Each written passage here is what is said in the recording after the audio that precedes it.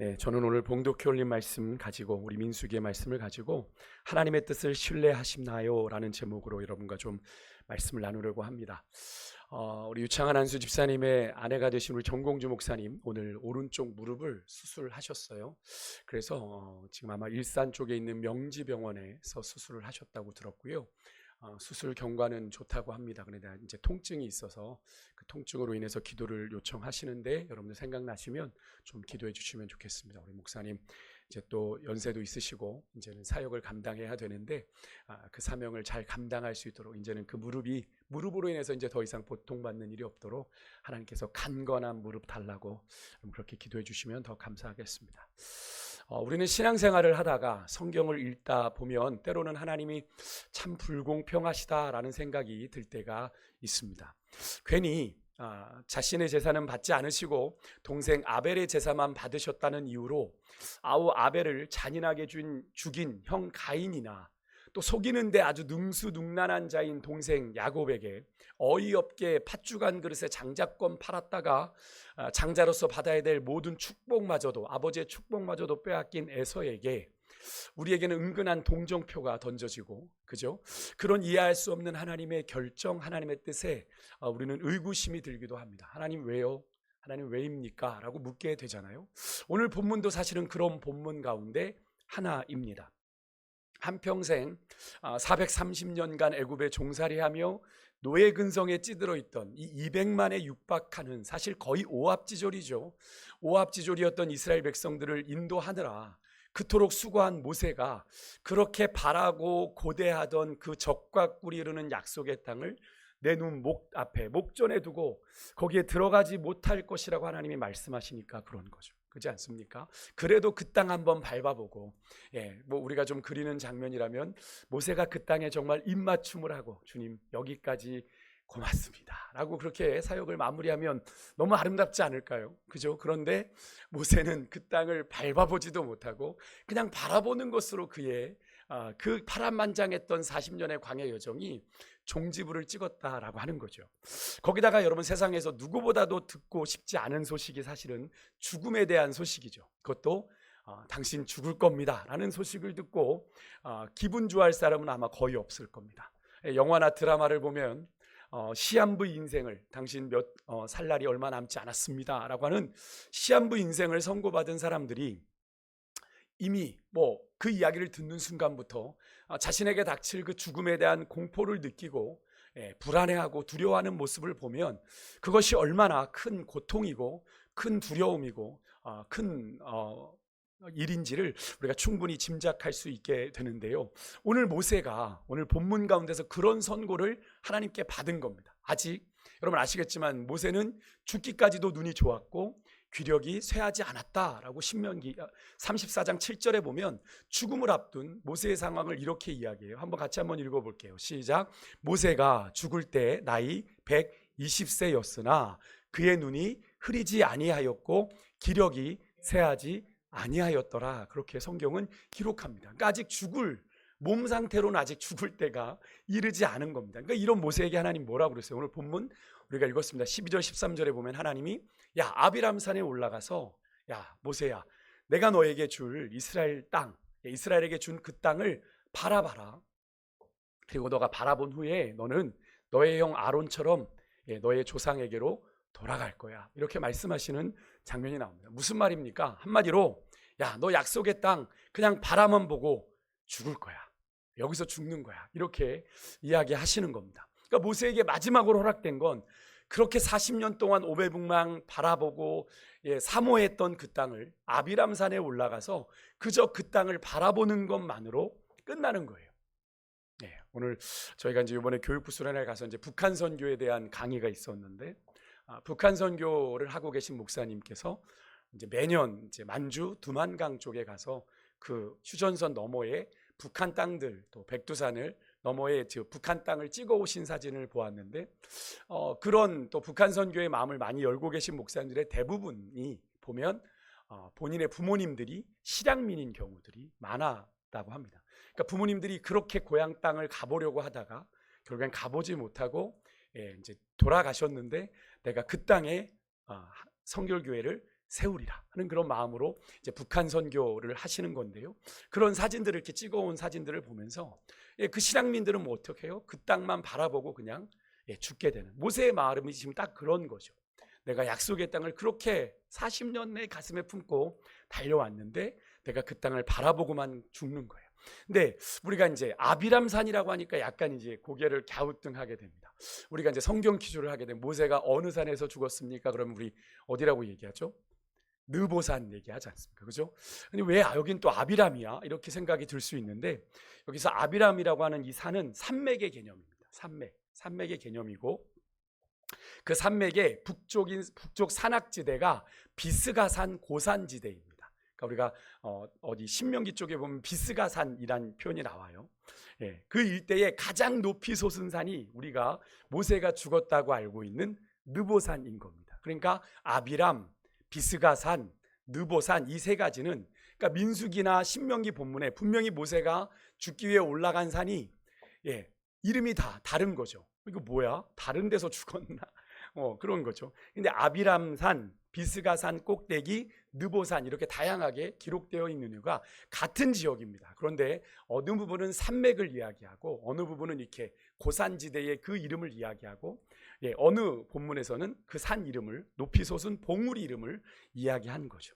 어쨌든 같은 지역입니다.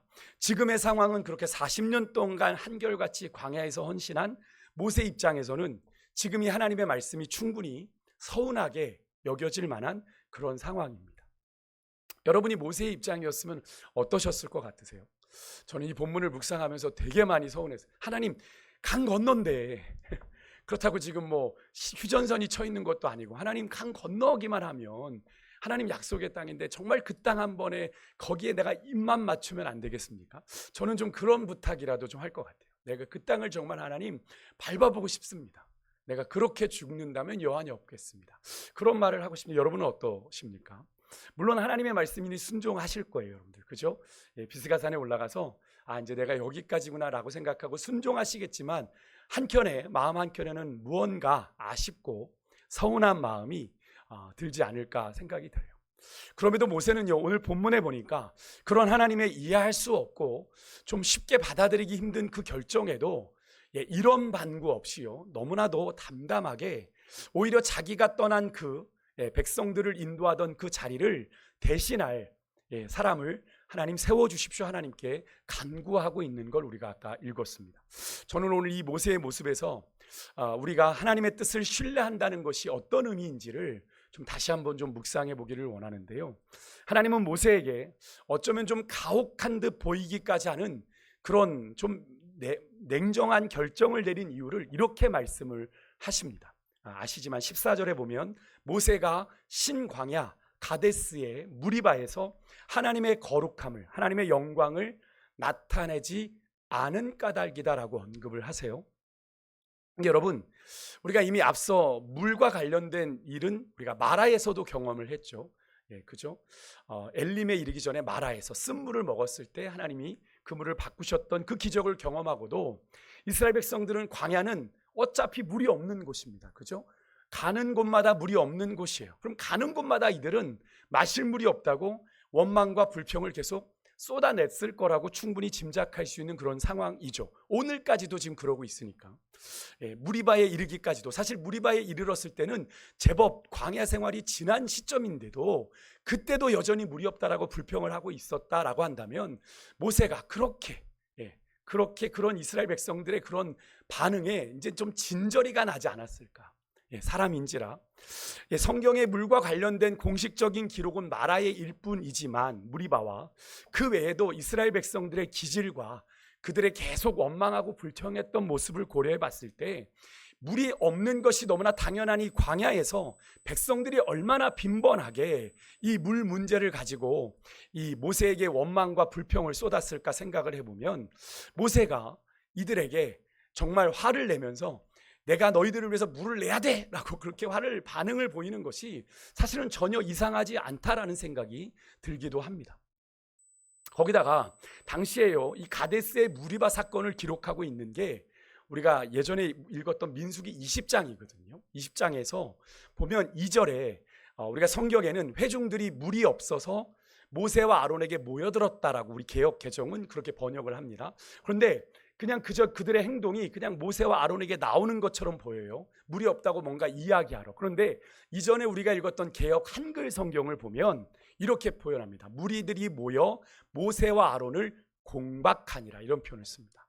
공박하니라. 이게 여기서 공박하다라는 건 뭐냐면 비방했다라는 얘기예요. 비방했다. 그러니까 모여와서 야, 물 없잖아, 어떻게 할 거야, 또 이겁니다. 비방하는 거예요. 정리하면 모세와 아론을 백성들이 비방하려고 모여들었고 3절에 가니까 백성들이 비방하다 못해 이 모세와 다투었다라는 표현이 나옵니다. 다투어. 그러니까 얼마 전에, 그러면서 뭐라고 하는지 아십니까? 얼마 전에 이 17장에 모세의 권위에 도전했다가 죽임을 당했던 자손들이 있죠. 누구예요? 고라 자손들요. 그죠? 고라 자손들. 우리도 너만 제사장이냐? 야, 너만 그러냐? 아론만이냐? 우리도 할 수 있다. 우리 불도 하나님께 드릴 수 있다 하다가 그 불에 집어삼켜 됐죠. 땅이 그들을 다 삼켜 버렸습니다. 그들을 불태워 삼켜버리던 그 고라 자손을 언급하면서 이들이 뭐라고 얘기를 하냐면, 야, 우리가 차라리 그들이 죽었을 때 우리도 같이 죽었으면 좋을 뻔했다, 이렇게 이야기를 하는 겁니다. 여러분, 그들이 지금까지 생존할 수 있었던 게 그들이 자기들이 잘해서 생존한 겁니까? 하나님이 살게 하신 거 아니에요? 하나님이 그들의 생명을 여기까지 인도해 주신 거잖아요. 그런데 그런 이야기를 하는 겁니다.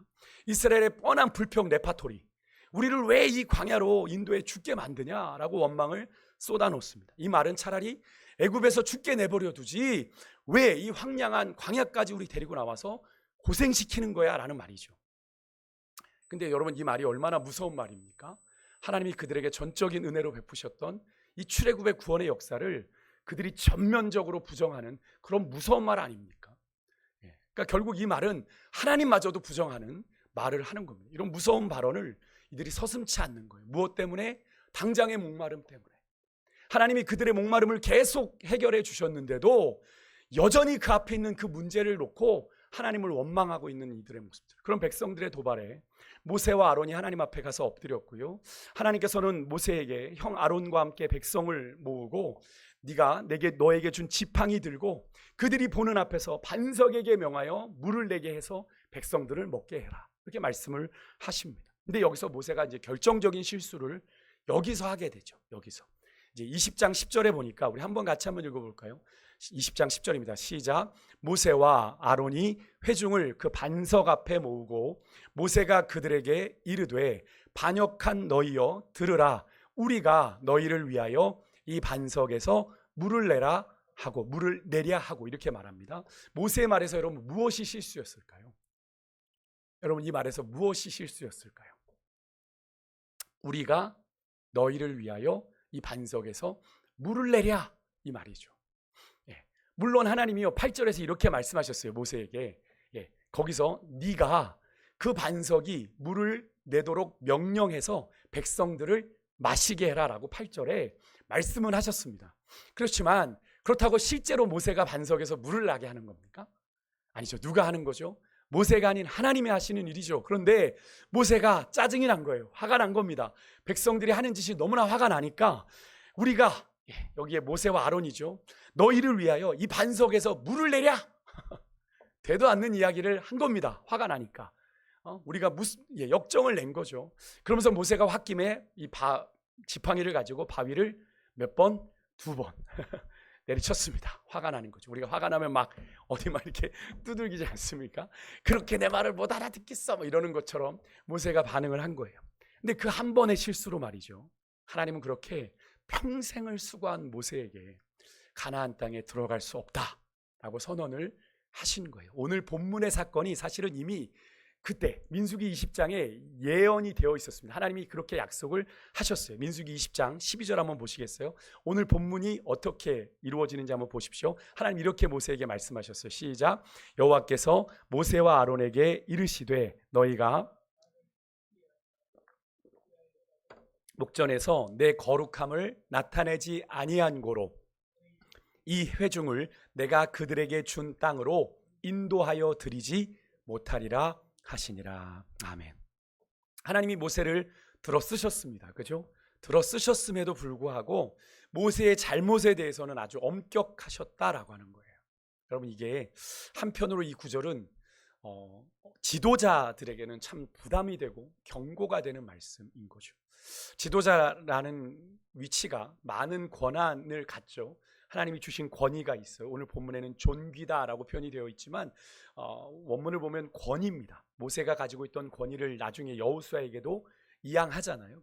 그 권위를 주신 만큼 책임이 동반된다라는 걸 하나님이 이 사건을 통해 보여주시는 거예요. 하나님이 모세에게 아주 단호하셨어요. 아주 단호하셨어요. 여러분, 이런 하나님의 반응이 어떠세요? 그런데 여러분은 좀 이해가 되시나요? 지금 모세와 함께하고 있는 이스라엘 백성들, 지금 27장에 이 현장에 함께하고 있는 사람들은요, 여호수아와 갈렙을 제외하고 모두 출애굽 2세대들입니다. 그죠? 출애굽 1세대들은 다 죽었어요. 다 죽었어요, 광야에서.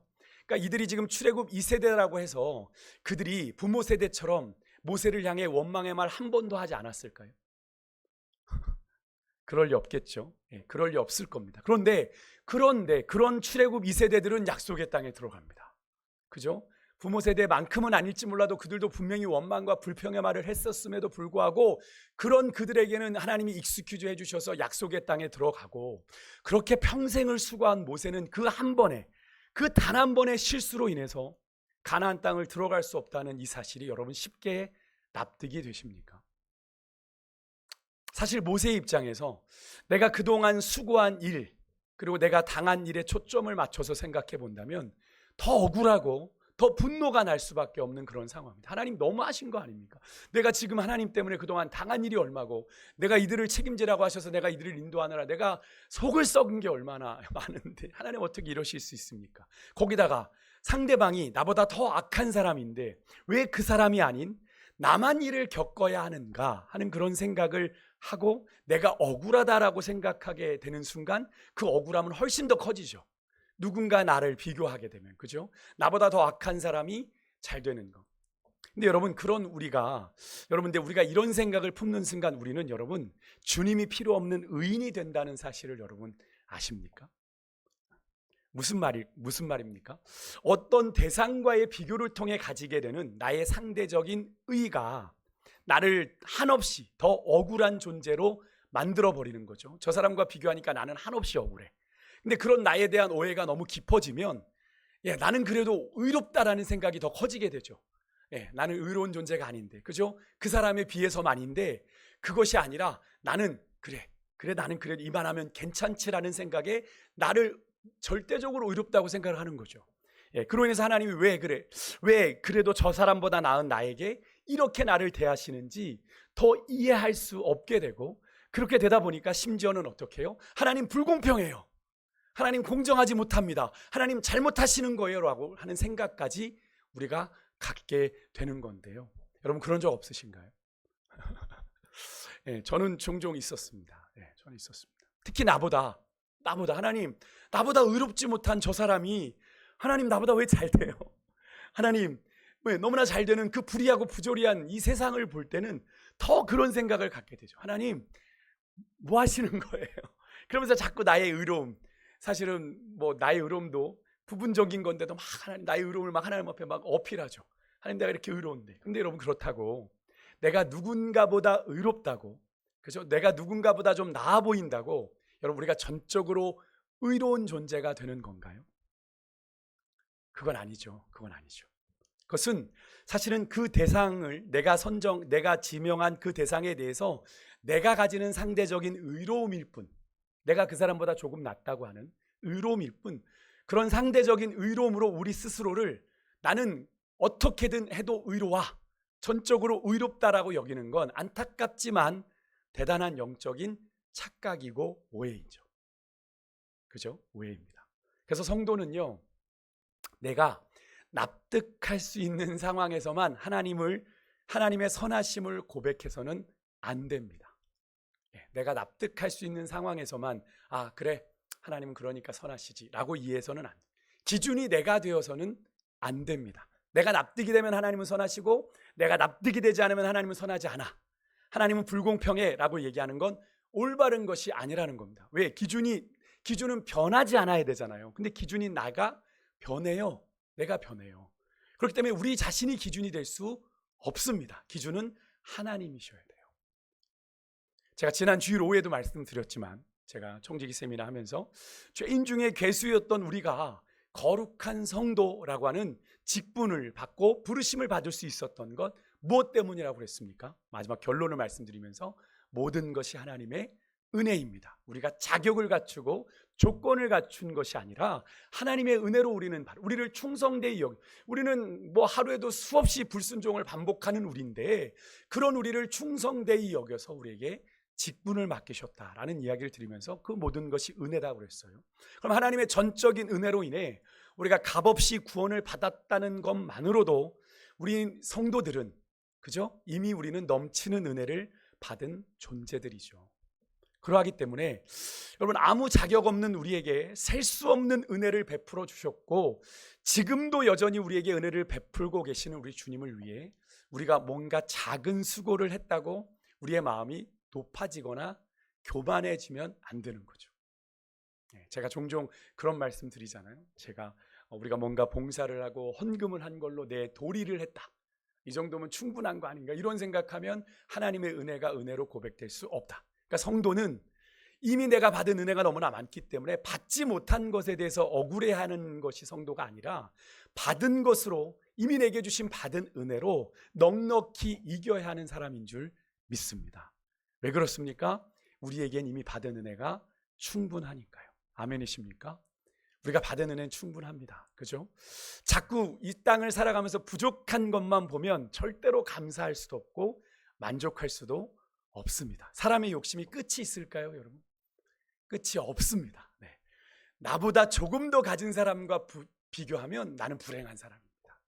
근데 그 비교식이 늘 우리의 생각을 사로잡죠.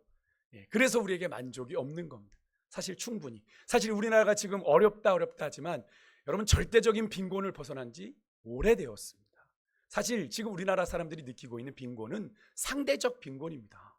내가 저 사람보다 더 많이, 내 아이가 저 사람보다 누리지 못하게 되는 것에 대한 빈곤을 느끼는 거지, 우리가 절대적으로 빈곤한 사람은 그렇게 많은 우리나라 아니에요. 여러분, 내게 부족한 그 1% 때문에 내게 이미 주신 99%에 대한 감사를 잃어버린다면 여러분, 그것은 올바른 신앙이 아닙니다. 여러분, 우리에게는 구원의 은혜만으로도 충분히 감사할 이유가 있기에 성경은 우리에게, 사실은 우리의 형편으로는, 우리의 상식으로는 말도 안 되는 범사에 감사라는 명령을 우리에게 하고 계신 거예요. 왜요? 구원받은 것만으로 우리는 충분히 감사하며 살 수 있는 존재들입니다. 사실 우리가, 여러분, 모세가 그 순간 많이 서운했을 거라고 생각하는 그 근거가 사실은 다분히 인간적인 우리의 생각을 근거로 그렇게 생각한다는 것 여러분 아십니까? 신명기 3장 25절 26절에 보면요, 모세가 하나님께 사실은 가나안 땅에 들어가게 해달라고 되게 간절히 기도하는 장면이 나와요. 모세가 이제, 신명기는 모세의 설교잖아요. 그러니까 모세가 사실은 회고하면서 내가 그때 하나님 앞에 간절하게 기도했었노라고 얘기하는 거예요. 모세도 정말 약속의 땅에 들어가고 싶었어요. 그런데 하나님이 되게 단호하게 거절하세요. 우리 한번 그 말씀 같이 한번 읽어볼게요. 신명기 3장 25절 26절 같이 읽습니다. 시작. 구하옵나니 나를 건너가게 하사 요단 저쪽에 있는 아름다운 땅, 아름다운 산과 레바논을 보게 하옵소서. 하되 여호와께서 너희 때문에 내게 진노하사 내 말을 듣지 아니하시고 내게 이르시기를 그만해도 족하니 이 일로 다시 내게 말하지 말라. 하나님 되게 단호하시지 않습니까? 여러분, 이거 약간 회사로 치면 이거 다시는 내게 결제 올리지 마. 저리 치워. 이거 아닙니까? 그죠? 다시는 얘기 꺼내지 마. 이런 겁니다. 하나님이 얼마나 모세에게 단호하게, 정말 매정하리만큼 단호하게 끊으셨습니다. 여러분, 모세가 정말 여기 구하옵나니, 그죠? 구하옵나니. 여러분, 이 한마디에 다 담겨 있는 거 아닙니까?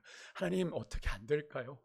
모세도 정말 인간인지라 하나님, 나를 좀 건너가게 하셔서 정말 강만 건너가면 되지 않습니까? 하나님, 저 요단 저편에는 저 아름다운 땅, 내 눈에 한없이 아름답게 보이는 저 땅, 아름다운 산, 하나님 좀 보게 해주십시오 했지만 하나님 너무나도 단호하게 거절하십니다. 단칼에 거절하셔. 모세의 간청에 하나님의 모습이 딱 그러해요. 더 이상의 여지도 남기질 않으세요.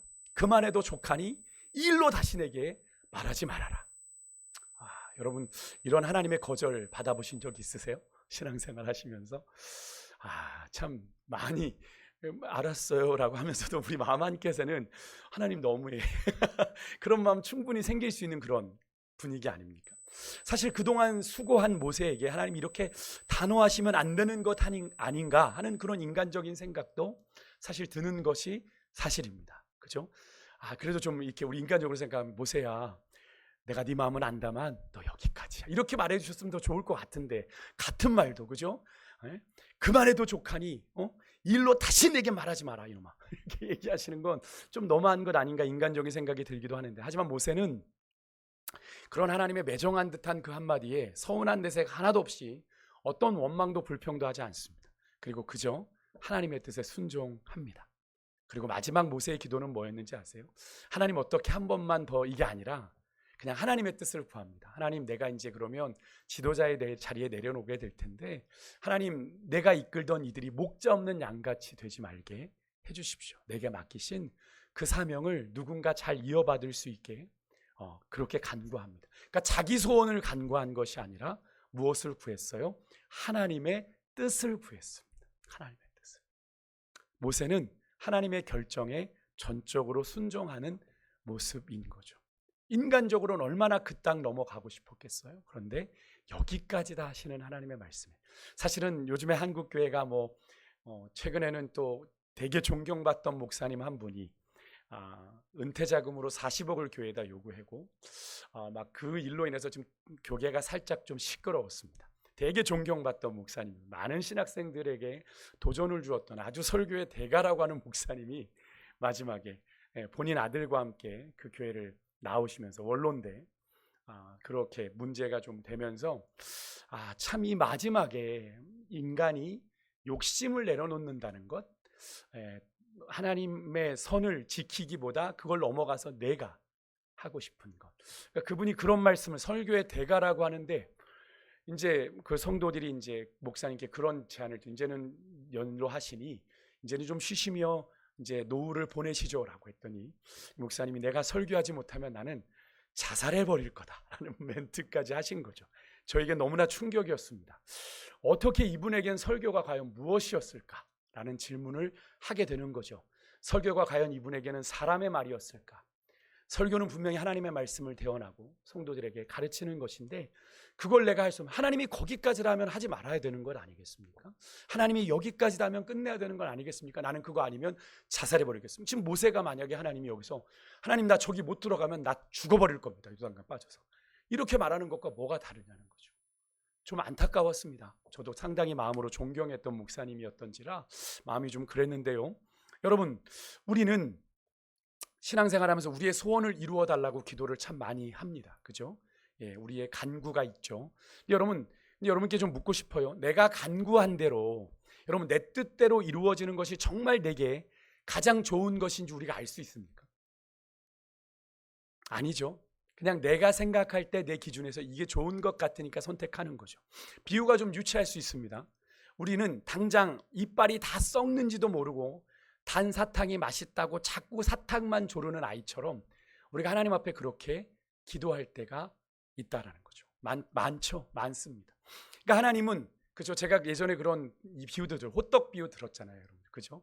저희 아버님께서 호떡을 드실 때 제가 호떡을 달라고 할 때 주지 않으셨어요. 왜 안 주셨다고 그랬죠? 저를 주시기 싫어서가 아니라 그 호떡 안에 있는 꿀이 너무 뜨거우니까 그걸 식을 때까지 구멍 내셔서 기다리셨다가 그 식은 호떡을 저에게 주신 거죠. 제가 되지 않고 먹을 수 있도록. 하나님은 그런 시간들을 보내고 있는데 우리는 늦게 준다고, 주지 않는다고, 빨리 안 준다고 보챌 때가 얼마나 많으냐는 거죠. 여러분, 우리가 간구하는 것이 정말 우리의 삶에 좋은 것인지 우리는 알 수 없는 존재다. 그럼 우리가 해야 되는 건 어떤 거겠어요? 우리가 하나님 아버지가 우리에게 어떤 것인지를 가장 좋은 걸 아시기 때문에 우리는 구해야 되는 건 뭐예요? 하나님의 뜻을 구해야 되는 것이고, 하나님의 뜻을 우리에게 알게 하시면 우리는 거기에 어떻게 해야 됩니까? 전적으로 순종해야 하는 거죠. 이유를 아시겠어요? 우리가 하나님의 뜻에 순종해야 하는 이유를요. 우리는 우리에게 정말 좋은 게 무엇인지 알 수 없지만 우리 하나님은 나를 나보다 더 잘 아시고 나의 머리카락까지도 세심받으신 하나님, 멀리서도 우리의 안고 일어섬을 아시고 우리의 품은 생각까지도 아시는 분이시기에 우리가 정말 무엇이 필요한지를 우리 주님은 정확하게 아시는 분이시죠. 그래서 여러분, 우리는 그래서 하나님의 뜻에 전적으로 순종을 해야 하는 겁니다. 내 생각을 고집하기보다는요. 결국 모세는요, 그걸 알았습니다. 내가 약속의 땅에 들어가 그 땅에 입맞추고 아름다운 화려한 피날레를 하는 것보다 하나님의 말씀에 순종하는 뜻이 있겠구나라고 생각하고 기력이 쇠하지도 않았고 눈도 쇠하지 않았으니 여러분 얼마나 그 약속의 땅이 더 아름답게 보이지 않았겠습니까? 그 선명한 눈을 가지고 말입니다. 여러분, 그럼에도 불구하고 그 보암직한 그 약속의 땅을 하나님의 말씀 앞에 내려놓고 순종했던 거죠. 자신의 간구를 내려놓고 이스라엘 민족들을 목자 없는 양같이 되어버릴까 봐 그들을 위해서 간구한 거. 오늘 본문 16절 17절에 보면 모세는 아까도 말씀드렸죠. 자신을 대신해 이스라엘을 이끌 지도자를 세워달라고 간구해요. 이스라엘 민족은요, 모세와 정말 애증의 관계 같아요. 저는 보면 모세에겐 이스라엘 백성들이 참 애증의 관계이지 않을까? 정말 모세의 마음을 너무나 아프게 했어요. 40년 내내. 그죠? 근데 모세는 하나님의 마음으로 그들을 품었어요. 그리고 인도해 왔습니다. 그죠? 그래서 끝까지 이제 뭐 죽고 이제 하나님이 여기까지다 하시니 그럼 이제 하나님 알아서 하세요. 사실 되게 땡깡도 부릴 수 있고, 그죠? 얼마든지 그럴 수 있는데 끝까지 자신을 대신해 하나님 이들이 목 잡는 양같이 되지 않도록 이들을 인도할 인도자를 하나님 허락해 주십시오라고 간구를 하는 거죠. 하나님은 그런 모세의 기도에 응답하셔서 그 안에 여호와의 영이, 여기 영이라고 되어 있는데 루하흐거든요. 루하흐. 하나님이 생기를 불어넣으셨다라고 할 때 그게 루하흐거든요. 그리고 신약에 가면 예수님께서 부활하신 예수님이 나타나서 너희가 성령을 받으라, 그죠? 숨을 내쉬며 성령을 받으라 하신 것과 같은 의미입니다. 그러니까 여호와의 영이, 성령이 그 안에 머무는 자인 여호수아를 하나님이 새로운 지도자로 세우시고 하나님이 모세에게 주셨던 권위를 여호수아에게도 주시게 되는 거죠. 모세는 그것이 하나님의 선한 뜻임을 믿고 말씀대로 순종합니다. 하나님 화려한 피날레 고집하지 않았고 하나님이 거기까지다 하시니 정말 내려놓고 싶지 않았지만, 내려놓을 조건이 아니었지만, 그죠? 하나님의 말씀에 전적으로 순종하고 내려놓았어요.